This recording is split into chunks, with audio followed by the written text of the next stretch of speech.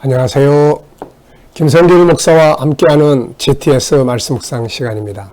오늘은 네 번째 주간의 다섯째 날 묵상입니다. 다섯째 날 묵상은 관계에 대한 주제를 가지고 묵상을 합니다.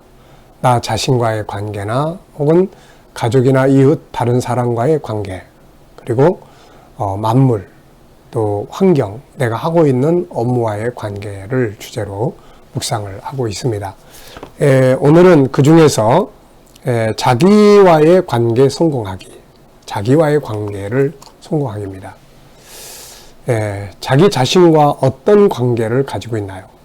내가 나를 얼마만큼 알고 있고, 내가 나를 얼마만큼 존중하고 지지하고, 또 내가 나를 얼마만큼 개발을 해서 나답게 잘 살고 있는지, 그래서 내가 나를 자랑스럽고 존중하고 사랑할 수 있는 그런 관계가 되어야 하는 것이죠. 어떤 분들은 자기를 학대합니다.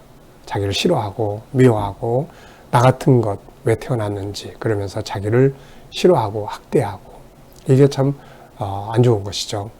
자기를 학대하면 자기 자신의 삶이 참 비참해지기 시작을 하는 겁니다. 그래서 오늘은 자기를 존중할 수 있는, 사람은 하나님의 형상대로 만들어졌고 하나님의 선택하심 속에서 왔고 하나님의 나라를 기업으로 얻을 천하보다 귀한 존재예요. 그래서 우리 자신을 세상 것들 때문에 학대하거나 무시하거나 그래서는 절대로 안 됩니다. 자기 자신이 창세기 1장 27절 28절을 배경으로 해서 자신을 존중하고 사랑하는 이런 훈련을 우리가 항상 하면 삶이 자신감이 있고 은혜롭게 진행될 수가 있는 것이죠. 자, 오늘은 이제 자기와의 관계를 좀 잘 해보는 그런 것을 기억하시면서 오늘 좀 속상한 일이 있어도 그래도 잘했어, 난 널 사랑해, 그러면서 자기 격려를 좀 많이 해보는 그런 날이 되시기 바랍니다. 자, 오늘 그림 분석을 먼저 해보도록 하겠습니다. 이 그림, 인쇄가 조금 어두운 색깔이 좀 더 많이 들어가서 조금 어두운 면이 좀 더 많아져서 이제 보는 내용이 조금 침침한 이런 느낌을 줍니다만은, 색이 조금만 밝았으면은 굉장히 아름다운 전경을 가지고 있는 내용이에요. 자, 이 내용은 뭐 여러 가지 보는 대로 느낌이 다르겠지만은 이제 에덴 동산, 하나님이 우리 인간을 처음으로 살게 하신 에덴 동산의 그림입니다. 느낌이 어떻습니까? 에덴 동산이라고 했을 때는 풍성함, 또 다양함, 아름다움, 그리고 이 속에 있는 기쁨과 감사, 이런 것들이 충만했던 것이죠. 자, 아름다운 장소. 에덴이라는 말은 기쁨의 현장이라는 말입니다. 기쁘다는 뜻입니다. 기쁨의 장소죠. 인간이 범죄하고 나서 에덴에서 쫓겨났지만, 그러나 인간이 처음 살게 된 에덴 동산, 천국의 첫 번째 모형이죠. 에덴 동산의 실물은 성경을 쭉 가면 맨 마지막 계시록 21장, 22장, 새하늘과 새 땅이 바로 에덴 동산의 실물이 되는 것입니다. 자, 그러면 이제 그림 안에 있는 내용물들 한번 찾아보죠. 자, 눈에 보이는 것은 우선 빛이 쫙 비치고, 그리고 나무들이 참 아주 큰 나무들, 작은 나무들이 아주 빽빽하게 이렇게 자라나고 있습니다. 그리고 이제 꽃들도 피어 있고, 또 강물이 흐르고, 그리고 하늘, 맑은 하늘이 있고, 그리고 땅이 있고, 그렇습니다. 자, 보이지 않는 부분들을 좀 생각을 해보죠. 보이는 부분만 보지 말고 보이지 않는 부분들을 먼저 창조주 하나님, 모든 피조물이 있는 곳에는 하나님을 생각해야 되겠죠. 하나님이 없이는 피조물들이 존재할 수가 없으니까요. 그리고 각자의 위치와 역할, 이런 사명이 있고요. 또 생육하고 번성하고 또 그 속에 또 지켜져야 될 질서들이 있을 것 같고, 또 생육 번성하면서 기쁘고 감사한, 이런 것들이 이 안에 보이지 않지만 가득 채워져 있는 것 같습니다. 겉으로는 힘들고 어려운 상황이지만 그래도 내면의 세계는 희망이 있고 기쁘고 감사하게 사는 그런 삶을 우리가 살아야 되죠. 자, 그림에서 가장 중요한 것은 무엇이라고 생각합니까? 저는 질서라고 생각을 해요. 나무나 풀이나 꽃이나 강물이나 하늘이나 이런 것들이 그냥 아무렇게나 자기 멋대로 있는 것이 아니라 각자 위치에 있어야 하고, 그 위치에서 해야 될 역할들이 있는 거죠. 그래서 질서. 오늘 우리도 삶의 질서가 있습니다. 어려운 문제가 딱 부딪히면 뭐부터 해야 될지에 대한 질서가 있는 거예요. 또 좋은 삶이 있으면은 역시 그 속에서 내가 먼저 해야 될, 또 나중에 해야 될, 가장 중요하게 여겨야 될 질서들이 있는 거죠. 가정에도 삶에도 모든 것은 질서 아래서 행복과 성공을 가져올 수가 있는 겁니다.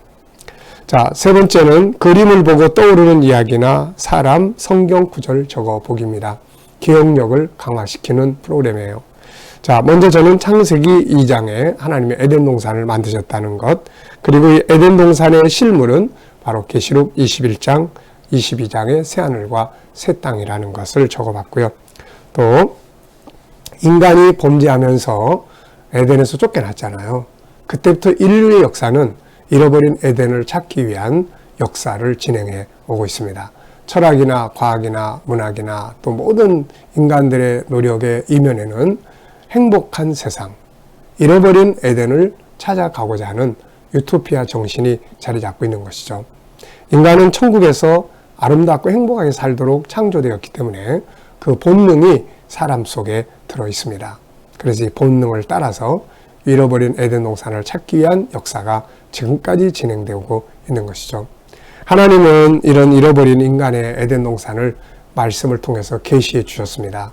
너희가 처음 살았던 곳은 이것이고 여기서 이렇게 쫓겨났고 이렇게 역사가 진행됐고 그리고 신약이 왔고 그리고 마침내 하나님 나라가 에덴의 실물이 이렇게 임할 거다라는 것을 우리에게 알려주신 거죠.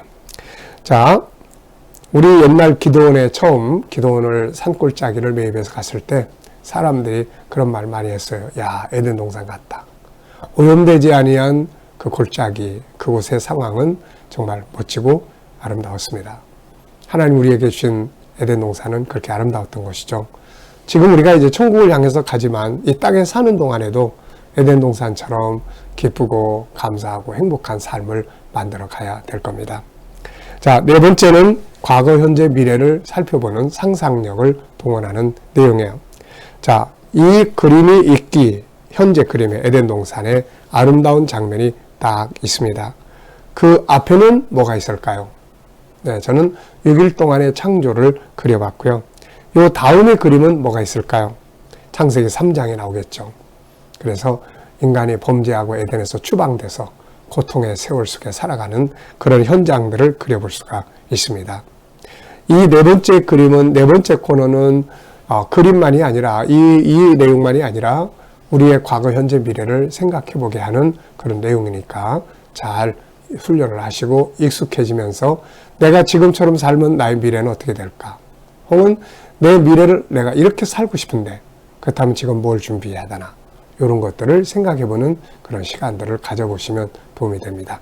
자, 그러면은 오늘도 본문 말씀을 한번 다 같이 읽어보겠습니다. 본문의 구조 기억하시죠? 33353. 3은 하나님의 천지창조 완성과 그리고 안식일의 등장. 그리고 3은 하나님이 처음에 세상을 만드실 때 비도 오지 않았고 사람도 없었고 그래서 경작하는 것도 없었고 안개만 땅에서 올라왔다. 그 다음에 3은 하나님이 사람을 흙으로 또 생기로 창조하시고 그리고 사람을 에덴 동산을 또 창설하시고 여호와 하나님께서 또 에덴 동산에 생명나무와 선악과를 만드셨다. 그런 내용이에요. 그리고 이제 5는 에덴에서 출발하는 4개의 강이 있습니다. 비손, 기온, 히데겔, 그리고 유브라데스. 요 4개의 강에 대한 이야기고, 그 다음에 이제 마지막 3은 하나님께서 에덴 동산에 사람을 들어오게 했어서 데려다가 거기 살게 하시면서 생명나무, 그 다음에 선악과의 언약을 맺으시는 그런 내용이 되겠습니다. 자, 전체의 흐름을 이렇게 쭉 생각하면 암송하기가 훨씬 수월해지게 되죠. 자, 한번 읽어보겠습니다. 2장 1절부터 17절까지입니다. 천지와 만물이 다 이루어지니라. 하나님이 그가 하시던 일을 일곱째 날에 마치시니 그가 하시던 모든 일을 그치고 일곱째 날에 안식하시니라. 하나님이 그 일곱째 날을 복되게 하사 거룩하게 하셨으니 이는 하나님이 그 창조하시며 만드시던 모든 일을 마치시고 그날에 안식하셨음이니라. 이것이 천지가 창조될 때에 하늘과 땅의 내력이니 여호와 하나님이 땅과 하늘을 만드시던 날에 여호와 하나님이 땅에 비를 내리지 아니하셨고 땅을 갈 사람도 없었으므로 들에는 초목이 아직 없었고 밭에는 채소가 나지 아니하였으며 안개만 땅에서 올라와 온 지면을 적셨더라. 여호와 하나님이 땅의 흙으로 사람을 지으시고 생기를 그 코에 불어넣으시니 사람이 생명이 되니라. 여호와 하나님이 동방의 에덴의 동산을 창설하시고 그 지으신 사람을 거기 두시니라. 여호와 하나님이 그 땅에서 보기 아름답고 먹기에 좋은 나무가 나게 하시니 동산 가운데는 생명나무와 선악을 알게 하는 나무도 있더라.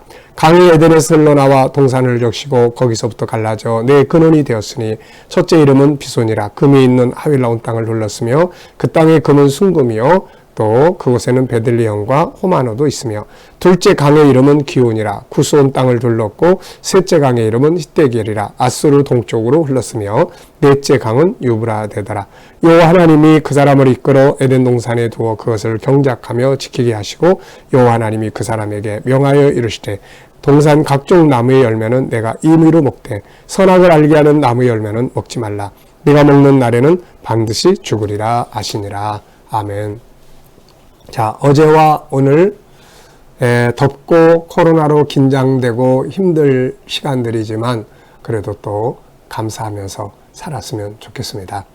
자, 먼저 첫 번째 질문이에요. 10절로 14절에서 느끼는 중요한 단어나 의미는 뭔가요?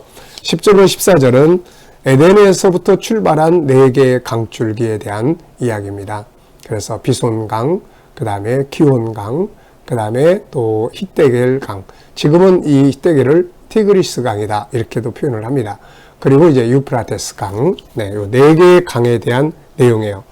이 강물이 없으면 식물이 성장하지를 못합니다. 그래서 항상 도시의 문명은 강을 중심으로 만들어지고 있죠. 사람들이 흩어지면서 이동하다가 살 곳을 찾다가 강이 있으면 그 주변에 정착을 하게 됐던 것이죠. 그래서 모든 문명은 바로 이 강을 중심으로 만들어져 있는 것이죠. 자, 그래서 저는 이 4개의 강을 보면서 2가지를 생각을 해봤습니다. 하나는 새하늘과 새 땅에 흐르고 있는 생명수의 강이 있죠. 그래서 이 에덴 동산하고 새하늘과 새 땅을 비교해 보면 거의 비슷해요. 네, 그래서 이 에덴 동산에는 4개의 강이 흘렀고 하나님의 나라 새하늘과 새 땅에는 각 곳에 생명수의 강이 흐릅니다. 그리고 이 강가에 이 강이 흐르는 곳에 아름다운 나무들, 꽃들 피우고 열매 맺고 동물들이 있고 그리고 금은 보화들이 있고 하나님 나라에도 생명수의 강이 흐르는 곳에 생명나무들이 12가지 과실을 맺고 그곳에 각처의 우리의 성도들, 저와 여러분들이 살게 될 아름다운 기업의 집들이 준비되어 있고 우리를 섬기는 천사들이 준비되어 있고 행복을 누리게 되는 것이죠. 자, 또 하나는 물의 사명입니다. 강은 흘러가면서 적시는 거예요. 자, 오늘 우리가 이 역할을 해야 됩니다. 왜냐하면 우리에게는 성령의 생수가 우리 안에 흐르는 사람들이잖아요. 이 땅에 사는 동안 하나님 나라에 가면 생명수 강가에 이 땅에 사는 동안에는 성령과 말씀의 생수가 우리 안에서 흐르게 되는 거예요. 우리가 지금 이렇게 묵상하는 것도 묵상하면서 은혜를 받는다? 그건 바로 은혜의 강이 내 안에 흘러서 나를 적시는 거예요. 그래서 묵상하는 사람들을 시편 1편에서는 시냇가에 심은 나무다 이렇게 이야기를 합니다. 이 강물이 저를 통해서 또 여러분들에게 흐르고 여러분들을 통해서 옆에 사람들, 힘들게 사랑하는 옆에 사람들에게 흘러서 그들의 삶을 풍성하게 만들 수 있으면 좋겠습니다. 우리 그리스도인 한 사람은 흐르는 강물과 같아야 돼요. 그래서 힘들고 어려운 곳에 내가 가서 기쁨을 주고 나로 인해서 은혜들이 풍성해지는 이런 현장들을 만들어 가야 하는 거죠. 이게 강물의 사명인 것 같습니다. 자, 질문 2개 만들어 봅니다. 첫째, 에덴에서 시작되는 4개의 강은 뭔가? 지금 남아있는 것은 어떤 강들인가? 노아 홍수 심판을 통해서 지형이 물론 많이 바뀌었을 거예요. 하늘과 땅이 막 다 뒤집혔으니까요. 그런데 감사하게도 유프라테스라는 이름으로 그냥 남아있는 강이 있고, 또 히데길이지만 이건 지금 티그리스라고 하는 강이 있습니다. 그래서 제가 천국의 다큐멘터리를 만들 때 제일 가보고 싶었던 것이 바로 유프라테스 강의 최상류였어요. 그래서 그곳에 가서 촬영을 하고 그것을 이제 다큐멘터리 영화 속에다가 집어넣습니다. 많은 변화가 있었겠지만 저한테는 그런 이름으로 아직도 흐르고 있는 강이 있다는 것이 저한테는 참 감사했고 아주 신비로웠던 것이죠. 자, 강의 사명, 4개의 강, 첫째는 비손, 둘째는 기온, 셋째는 히데겔, 넷째는 유프라테스인데 앞에 비손과 기온은 사라진 것으로 보고 히데겔과 유프라테스 강은 남아있는 강줄기다, 이렇게 보고 있습니다. 자, 두 번째는 강의 사명은 뭘까요? 앞서 말씀드린 것처럼 강물은 흘러가야 돼요. 내 안에 받은 은혜의 물이 있으면 흘러가야 합니다. 우리가 에스겔서 47장을 보면은 하나님의 성전으로부터 물이 흘러나오면서 점점 커지더니 강물이 돼서 그게 흘러가는 곳마다 죽은 생물들이 살아나고 나무들이 열매 맺는 바로 이 모습을 보여주고 있습니다. 오늘도 저와 여러분들은 흐르는 은혜의 강물이 될 수 있기를 바랍니다.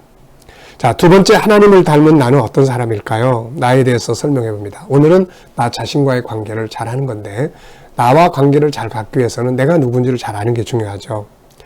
하나님을 닮았다고 말합니다. 하나님 형상대로. 그래서 하나님을 닮은 나는 어떤 사람일까요? 네, 저는 3가지를 적었어요. 하나는 우선 영적 존재입니다. 영혼이 있는 존재. 두 번째는 하나님의 성품을 가진 자. 세 번째는 하나님을 닮은 존귀한 자고 하나님을 닮은 능력의 사람입니다. 그래서 저는 이 고백을 새벽마다 하나님 앞에 기도할 때마다 고백을 합니다. 하나님, 나는 하나님을 닮은 존귀한 자예요. 하나님을 닮은 세상의 주인이에요. 하나님을 닮은 능력의 사람이에요. 그러면서 나에 대한 고백을 5가지 성품을 쭉 고백을 합니다. 얼마나 감사한지 몰라요. 내가 나에 대해서 나는 이런 존재라고 말할 수 있다는 것이 참 얼마나 감사합니까? 이게 우리의 자존감이 높아지는 방법이에요. 하나님은 하나님을 닮은 나에게 뭘 기대하실까요? 하나님을 닮은 모습대로 살기를 바라시죠. 하나님 형상대로. 네. 자, 하나님을 닮은 나는 어떤 인생을 살아야 할까요? 보통 나답게 살으라는 말들을 많이 합니다. 심리학의 목표는 그런 거예요. 자기를 찾아서 자기답게 사는 거다. 그래서 상담을 하다 보면 이제는 그만 자식 위해서, 남편 위해서 그만 살고 자기를 위해서 좀 살아보세요. 자, 그렇다면 참 자기란 누굴까요? 세상은 자기를 몰라요. 그래서 비싼 가방도 좀 사시고 이제는 자기를 위해서 돈 좀 쓰시고, 이런 말들은 사실 좋은 것 같지만 그게 또 습관이 되면 그게 또 참 마음을 또 병들게 하는 새로운 또 원인이 돼요. 진짜 자기답게 살려고 한다면 자기를 알아야 되죠. 하나님 형상을 알아야 합니다. 그래서 하나님을 닮은 내가 살아가는 방법은 하나님의 형상대로 사는 거예요. 그 형상대로 산다는 건 2가지 의미가 있어요. 하나는 내 영과 하나님의 영이 항상 하나가 되는 삶을 살아야 된다는 거고, 또 하나는 내 안에 있는 하나님을 닮은 성품들을 요거를 개발하고 회복해서 하나님을 닮은 성품대로 산다는 것을 말합니다. 그러면 능력이 있게 되는 거예요. 풍요롭습니다. 내 안에 있는 많은 보물들, 성품들을, 하나님을 닮은 성품들을 개발해서 활용을 하면 풍요롭죠. 오늘도 하나님의 성품으로 세상을 다스려 보시기 바랍니다. 네. 자, 나 자신을 스스로 존중하기 위해 필요한 방법들은 뭘까요? 이 뒤에 보시면 자기 존중법 15가지를 써놨습니다. 이 15가지 방법은 참 좋은 방법이에요. 자기를 존중하게 여기는. 저는 이것을 항상 외우면서 생각하며 살아요. 상담할 때 이 방법을 가지고 사람들에게 권고를 해주면 이 방법을 사용하는 사람들이 마음의 치유가 일어납니다. 참 좋은 방법들이에요. 자, 제가 한번 외워보겠습니다. 첫째는 자기의 존귀함을 매일매일 선포하라. 두 번째는 자기를 인정하고 자기와 인사를 해라. 세 번째는 존귀한 언어를 사용을 해라. 네 번째는 자기가 하는 일들 속에서 존귀한 의미를 반드시 찾아내라. 5번째는 나를 연구하고 이해를 해라. 자, 그 다음에 6번째는 나를 수용해라. 때로는 부족하도 나를 수용해 줄 줄 알고. 6번째는 나에게서 다섯 번째 연구하고 이해하고, 6번째 수용하고, 7번째는 나에 대해서 항상 희망을 버리지 마라. 우리 안에는 하나님을 닮은 성품이 있기 때문에, 세상을 다스릴 수 있는 능력이 있기 때문에 희망을 버리면 안 돼요. 그래도 우리 괜찮은 존재거든요. 자, 그 다음에 8번째는 자기를 사랑한다는 고백을 해라. 난 널 사랑해요. 9번째는 자기를 위로하고 지지하고 격려하고 칭찬하라. 10번째는 자기와 편지를 써라. 11번째는 자기를 충전시키고 자기를 개발해라. 12번째는 셀프 힐링의 능력을 키워라. 13번째는 자기 것을 소중히 여겨라. 자기 것 소중히 여기고, 그 다음에 15번째인데요. 15번째는 자기만의 행복 프로그램을 만들어라. 네. 하나 빠졌어요. 자기와의 대화하기, 자기의 편지 쓰기, 자기와 대화하기. 그래서 이 15가지를 항상 우리가 생각하면서 한 번쯤 이렇게, 그래, 나는 이런 존재야. 그래, 나를 사랑하고. 그래, 이렇게. 그러면 자존감도 높아지고 마음의 평안도 얻고 행복할 수가 있습니다. 자, 오늘 깨달은 중요한 의미나 단어는 무엇이며 어디에 사용해 볼 수 있을까요? 자, 제가 늘 말씀드리죠. 성경을 백독을 한 사람이 하나도 사용하지 않는 사람하고, 성경을 단 한 구절을 읽었는데 그 구절 속에 있는 단어 하나를 사용하는 사람하고 누가 더 낫냐? 네, 많이 읽는 것도 좋지만 사람을 변화시키는 것은 단 한 단어라도 응용할 줄 아는 사람에게서 일어나는 것입니다. 자, 그래서 오늘 우리가 창세기 2장 1절로 17절을 읽으면서 그 중에서 내 생활, 오늘 하루 동안에 적용해 볼 수 있는 것이 뭔지 한번 적어 보십시오. 저는 은혜의 강물을 적어 봤습니다. 내 안에 있는 은혜의 강을 오늘도 나눌 수 있는, 그리고 내가 기쁘고 즐겁고 은혜롭게 살면 내가 머무는 곳의 사람들이 다 은혜롭게 살아갈 수 있는 그런 시간이 될 수가 있는 거죠. 오늘 여러분들도 은혜의 강물을 흘려보내는 여러분들이 다 되시기 바랍니다. 자, 오늘도 우리 기도하고 하루를 힘들지만 아주 멋지게 승리하는 복된 날 되시기 바랍니다. 자, 기도하고 마치겠습니다. 주님 감사합니다. 오늘도 묵상으로 하루를 시작합니다. 흐르는 강물 되어 내 안에 있는 은혜의 물들이 다른 사람들에게 풍성히 적셔갈 수 있도록 은혜 입혀 주옵소서. 주님, 오늘도 저와 우리 자녀들 또 우리 성도들의 재능 개발을 위해 기도합니다. 하나님, 오늘은 관계를 위해서 기도합니다. 자기 자신을 존중하게 하시고 다른 사람을 존중하며 가족들을 사랑하며 친구들을 존중히 여기고 내가 하는 공부나 기술, 업무나 환경들을 사랑하고 좋은 관계를 갖게 하시고 대화법을 잘 훈련해서 아름다운 말들을 할 수 있게 하시고 좋은 말들을 사용할 수 있는 능력들이 있게 하여 주옵소서. 오늘도 우리 자녀들과 친척들, 이웃들 중에 믿지 않는 자들 다 주께 돌아와 구원받게 하시고 우리 자녀들과 또 성도들 사랑하는 현장마다 함께 하셔서 코로나로부터 안전하게 보호하여 주시옵소서. 저희들이 믿음으로 일하는 직장과 사업장은 항상 창조적인 능력을 가지고 일하게 하셔서 새롭게 부흥하고 발전하게 하시고 새로운 일터들을 구하는 자들에게는 좋은 일터들이 예비되게 하시며 질병에서 치료받고 있는 사람들에게는 속히 모든 질병에서 자유하게 하여 주시옵소서. 주님, 오늘도 이 나라와 민족을 붙들어 주시고 이 땅에서 코로나가 속히 소멸되게 하여 주시며 나라의 지도자들은 지혜를 가지고 이 나라를 바른 길로 이끌어 가게 하여 주시옵소서. 주님, 또 세계 곳곳에 있는 선교사님들과 저들의 사역을 축복하여 주시고 또 하나님, 저희들이 또 핍박받는 교회와 성도들은 끝까지 승리할 수 있도록 지켜주시옵소서. 오늘도 우리 하나님 아버지 감사합니다. 믿음으로 승리하는 복된 날 되게 하여 주옵소서. 감사하며 예수님의 이름으로 기도하옵나이다. 아멘.